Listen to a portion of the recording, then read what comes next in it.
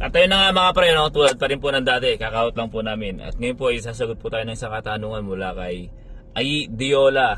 Ang tanong niya pre, pwede daw bang magtrabaho rito na kahit sira ang ngipin mo? Pwede pre Lods, no? Basta't walang matinding infeksyon ng ngipin mo pre, no? At hindi nakaka-apekto sa condition mo pre o sa kalusugan mo no?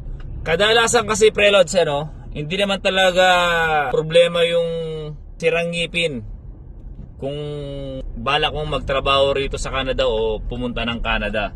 Ang mahalaga pre, walang seryosong dental infection. At saka kung meron mang sira pre, pwede mo namang ipapasta dyan sa Pilipinas muna pre Lods, no? Ipapasta mo muna pre. Kasi meron naman pre-med dyan sa Pilipinas pre. Sa agency pa lang kasi pre, talagang i-required na ng agency pre na dapat kondisyon yung mga ngipin mo pre. Kasi malamig po kasi, pag pinasukan ng lamig ang ngipin mo, maglulok ang ngipin mo pre. Kaya kailangan pre, kung meron mang sira dyan pre, no, mas mainam na magpakonsulta ka na sa dental pre. Magkano lang naman yung pre, no?